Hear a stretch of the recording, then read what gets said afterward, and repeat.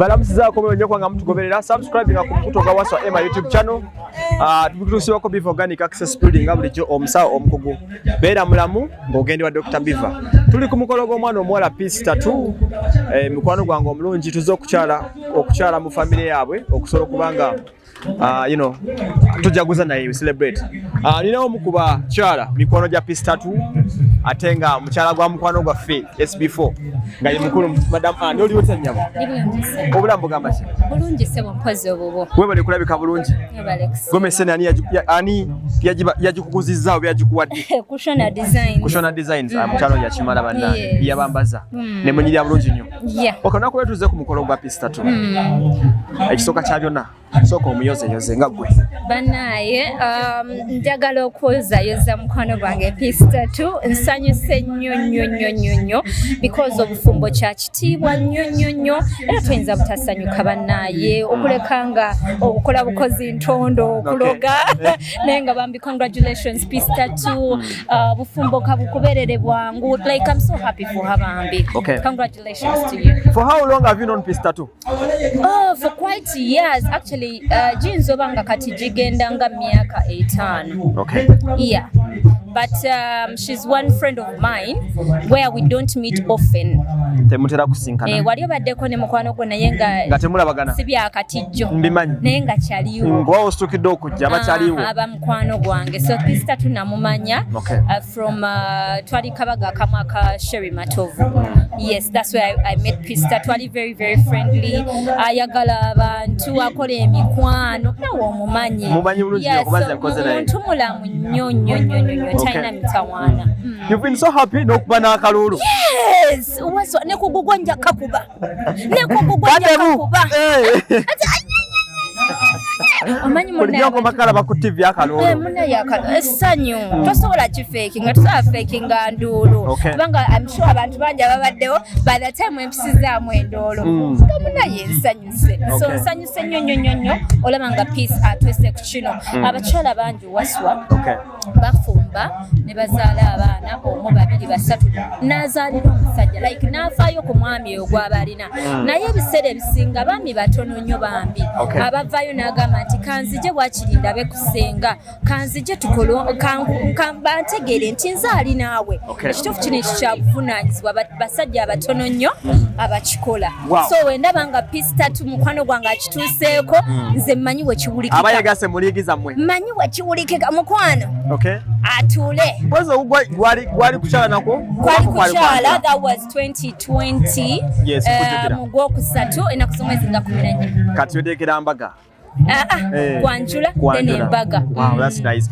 Anyway, kati nga gwali mu media industry eno abantu balina erisome babalabira okitegeera ekisooka kya byonna soko beka one challenge obabulira gye muzisinkagana naddala mwabali mu media industry mu side y'obufumbo obwo cause people put spot on you buli kaseera challenges ze tusinkana zimu abantu baganda baffe abali eyo nabo ze basisinkana lwakuba nti ffe tuba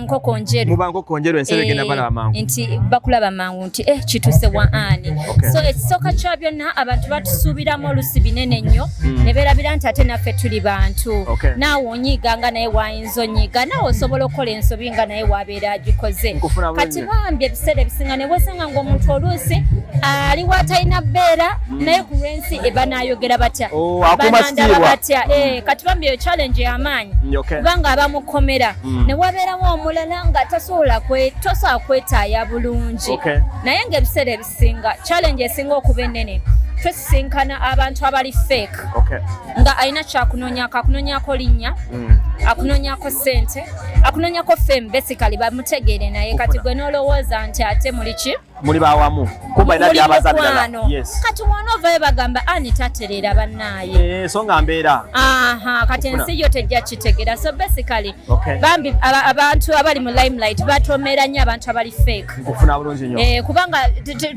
tetuwa buli omu chance so but there are only a few of us yes abasobola to understand it exactly well thank you so much you're welcome thank you for being smart thank you too ngatonjagadde waswa engatso yenyo sente tuzifuna kituufu kye online yawo ndoza mu kubajulizi sente zivavayo sente banaye mufunye sente waswa embaga yadde okuyange kunaatera otuukala hagwe empasa akyabuze ensonga eyo tugenda gikwasaganya mulongo kubanga toyinza beera ze nyina okuba enduulu nyina okujja ku mukolo gwo nkufuna okitegedde nyina okusanyukirako omukyala munange ng'ayingira eryato lino ate ngera mufuna agimuwe neyanziza munne kabuze ku Nankya Jomi Nankya Jomi gokola ki ndi muntu wa komiki ndi muntu wa comedy you're looking good. Thank you. I love the makeup. But always I do good. Have you ever found me like looking naga? Sikulabangako on a closer range. Bulijjo nkulabira mu ttaala, that is a fact. But you see the beauty, Very beautiful. Nice. What are you, man? Oli otya? I'm good. How are you? Ofaananya omugole mulinga abooluganda. Are you for real? Yeah. Nze Nankya? Yeah. Nankya w'emmamba ofanye piece Omunyarwanda. Omukyala Omuganda? Yes. Nfananya piece 3 Omunyarwanda? Yes. Onzise. That is it. Naye nga mpaka ekigambo kimu kyogera ku mukyala ono. Bambi this kaledi, Mama nze nkaita kaledi because beautiful things, Buba buntu, okitegeera. Bambi ono omuwala amanyi okuuma friendship.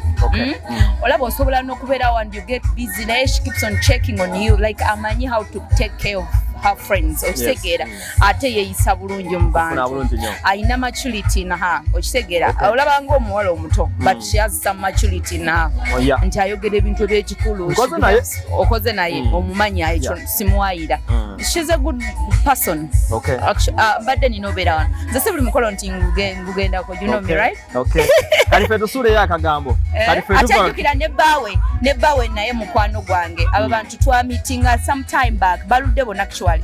Bonna obola bayiribye. Batambudde mu bizigo byabwe. Osegedde. Nkufuna bulungi nnyo. Batambudde naye Mukama amaze n'akikola. I'm so happy for her and I wish her the best. Do you know why I'm looking at you? No. I just love the Dente formula. You love my bulungi. Thank you. Bulungi.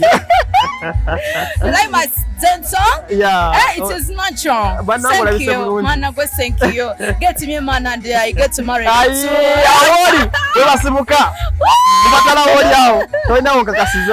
joking. Nayenga pista tu bambi all the best kamama. Ofumbosi wanga ihia. Kubasi buberanga barahia. Yo ofumbosi wangu. Muzazi ya mulimu. Wabulimu ko myaka meka. Si wangu naye mama genda ofumbe amatuga galenze na practicing actually. When nabugendera nga I know what to do. I know now what to do when it comes to marriage. Okitegera. So matuga zibe mama wesonyi abantu akasajja kalungi ko tutte. Asira kweri adaya. Tebatude abaana mbatya.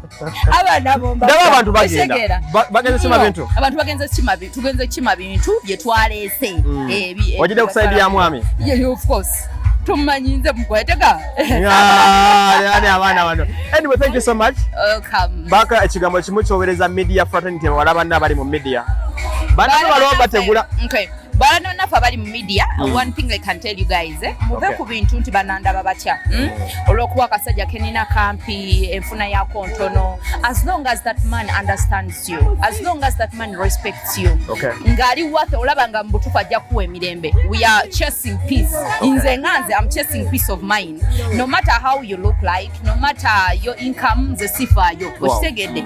Nze chasing a peace. Njaga nnyo okwewedembe. Njaga nnyo omuntu ampa ekitiibwa, omuntu antegeera. So, iyo smaba bananda batasma media nina kubeera na mugaga mukwano wabaze nga bwaze azonga zali committed atenga kyayogera kitegeeza duka misinde abagaga bajja kukwabula mami abe mweyagaza smaba chuti smaba ba richer they will kwabula you my dears abokyala twejjeko ekintu ekigamba mbabe simanya aba media tebafumbira no twegamba let us work on ourselves. Empisa zaffe neisa yaffe ebintu tulekera okwagala ebiwedde kusegera because you see peace twakoze ne bawa bakoze bonna like they have batandika bali wansi paka wagulu gayi yali okyegera batobye bonna kati bamaze ne bakituuka kati sobatwaliriza ebintu byamwe mubyanirize okitegedde naye abaana babwala kyekyo wangajja naye kyonna kyendeeta my friend kyonna kyendeeta owo ajja kweyagala oyo Nankya Jomi tuli ku mukolo gwa Peace Tattoo nga bulijjo omwana mumujje ku lujjo oluvannyuma anti aboogera ebigambo boogera wololo kati bagamba ngenge Mbatezo. Empisa embi. Yalemera ku lujja era bamuloga. Omwana oyo akuza omulaba. Katani amusumuludde. Okuva wa mami yiga. Nonywa kachayi ne bakasuulamu eddagala n'okola ki n'obeera ku bodaboda ne basiigako eddagala kati agenze. Okay. Kati mugende mulisiige ne mu buliri. Okakasa. Baka ekigambo kimu kyogera Peace Tattoo kuba tegwe mumanyi nnyo tusinga. Peace Tattoo talina ttabu ayaniriza buli omu. Abalala tebamumanyi gwe omumanyi. Nze mumanyi kubanga nkola naye mu media. Okay. Era presenter munnange. Kutegera. Ate muyimbi munnange ndi comedian ndi presenter ate presenter munnange. Nkufuna. Comedy etya? Emu. So kakati sobola kubanga Peace Tattoo simutegeera. Nkufuna. Peace Tattoo talina ttabu. Yes. Akwatagana n'abantu. Nga bwozze. Okay. Bwakukwata. Nkufuna bulungi. Bw'oba oli mulala alaluka. Bw'oba oli wambaliga naye akwatanga waki? Wembaliga. Bw'oba oli waliiso olimu naye alizibiriza n'akunyola. Bw'oba oli wamalibu agajjamu naye nimukolagana nga waki? Nga wamalibu. Malibu ku malibu. Yes. So omwana oyo nze mwagala nnyo era naalibadde sijja ku mukolo gwe. Nkufuna bulungi. Leero mbadde nina okubeera ku mpewo. Naye ngambye kangende ku mukolo gwa mukwano gwange. Okay. Guno omukolo kumanyira mikwano gyo. Nkufuna. Bannaye njagala ekyo mukinoonyerezeeko nnyo. Ku mukolo gw'embaga kukyala kufiirwa. Omanyira akwagala. Ne bw'obuuza ono wiikirivu. Yes. Ne bw'obuuza gwe, ne bw'obuuza Simisi, ne bw'obuuza ani.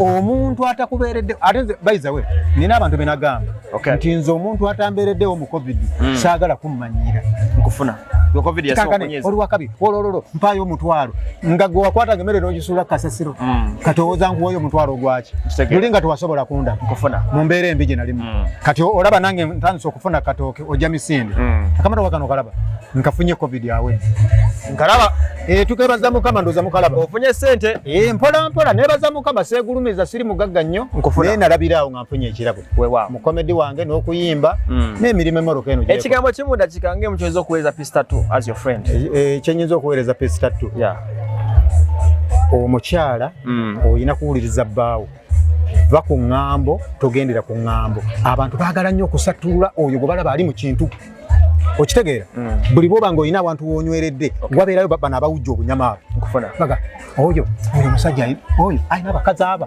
Peace Tattoo owedde batandika okuleeta babeera okupanga ab'obusimu alo bawa alina abakazi nga 9 batire bakokola ki sooka weerabire towuliriza gwakawala nga tonalaba gwakaki so n'olw'ensonga eyo Peace Tattoo mu entanda yange gye musibirira agenda azaalira omusajja ebintu babiriye byonna bigwewo abalongo abazaale mukama amumpeera omukisa mwebale tuddeyo mu kidaala media yaffe webale giwanika ekintu ekikubye butakikuba ennaku zino taata olina engeri gyewanisemu media webale kusaba nebaza abantu baffe batugoberera ne batusubscribinga ne batusupportinga ne actually abantu eyo Waswa Emma ne Trust Media amannya gayo gagwayo gatya Waswa Emma ne Trust Media ziri channel ziri bbiri waliwo eryendala yasooka erinda givaako ne tuzimba empya lwaki wagivaako cyane ate nga ali nnungi ensi ekyuka wagirekera abaana zimbe ne zifuuka z'amaanyi nazo bazibba nno bamanyi ssebo kumba password jakubayisa bubi nnyo so bambi mwebale nnyo ono MC Kikanga ne comedian ate omuyimbi wammwe presenter wammwe omulungi omusanyusa mikolo gy'embaga kwanjula akwagala ku mukolo akuba kasimu ki anjagala ku mikolo gy'embaga ngenda muwa ennamba y'essimu kisome 070 mukaaga 0 822 83 kanjiddemu gumu 070 mukaaga 0 822 83 mikolo gy'embaga kwanjula sho z'abayimbi abakuyina zonna era kati sho ninanga mukaaga nkutadde weziri era bwe mba wano ngenda kibiri gangu weewaawo mukama akumpeera omukisa amina